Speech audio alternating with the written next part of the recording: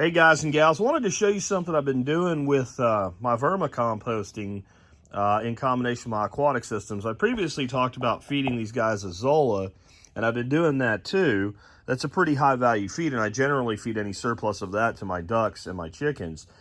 But if you keep aquatic systems, and I can't try to be more clear in saying don't make this happen, but this is something that will happen sooner or later, string algae. And it really is a pain, and it's something that a lot of your systems with returns in it, all you can do is mechanically control this. Now, as we get later in the season and I have a good hard cap of Azolla or water hyacinth and we cut the light out, this stuff will stop being a problem. But right now in the spring, when we don't have enough top cover, this goes into a bloom cycle every spring as the water warms up. Again, it's called string algae, and I've never found much use for it. Ducks will eat it a little bit, but they more seem like they're going through it looking for snails and shrimps and things like that.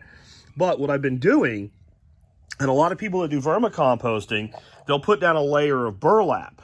And the worms like it. It keeps the light out. It keeps everything moist. What I've been doing is putting down mats of this stuff. And let me see here. These worms absolutely love it. They are up in it all the time. It's hard for me to see. It's pretty dark in here, but they're up in this stuff constantly.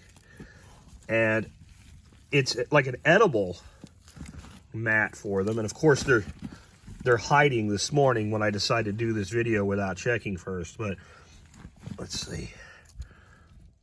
Tons of wormies in there. And most days when I pull this up, they're all up inside these. And so what I've been doing when I add feed is I get this stuff out of my aquatic systems, and it's kind of hard to do with one hand, but I spread this out like a mat, which is not going to be doable with one hand. It's kind of twisted together. So I'll spread that out like a mat, and I'll coat the top of it. And then I'll take things like the dust fines from my duck feed. When I feed the ducks, all the stuff they leave over at the bottom of the pan from the pellets is just basically like dust. And I'll spread that out on top of this. And then maybe I'll add a little cocoa coir to the top or some carbon to the top to keep it from getting too wet. And whatever other food scraps will be underneath this. And it's just worked out really well. And again, of course, the day that I decide to do it, they're down deeper for whatever reason. Probably because I had this open for so long, but there's one right in the mat right there. And usually, and that's probably what it is, because the light can get through this stuff. So usually when I open this, if I don't wait and I immediately pick these mats up like this, they're just riddled with worms. And again, so I'll spread that out like it's burlap. And food scraps underneath it, carbon on top of it, and I'll do a lot of times, I'll do scraps like coffee grinds on top of it. You start building these layers, and they go up and down as they please. You can also see we're getting some germination here of various things. One I know that germinated, that's not what this is, but it was a Tromboncino zucchini. There's one right there, that's Tromboncino zucchini.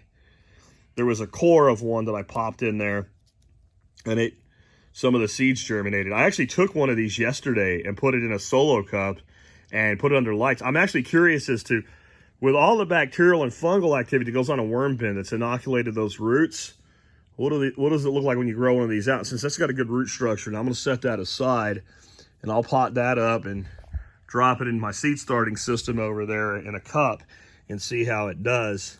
But I just wanted you to start thinking about, like, another guy, there he goes. Yeah. They love this stuff because it's kind of a perfect worm medium, and it is relatively high in protein and food value as well. So don't overlook the resources that you have. It doesn't all have to be kitchen scraps, and there's a lot of mineral value in aquatic plants as well. Catch you guys later.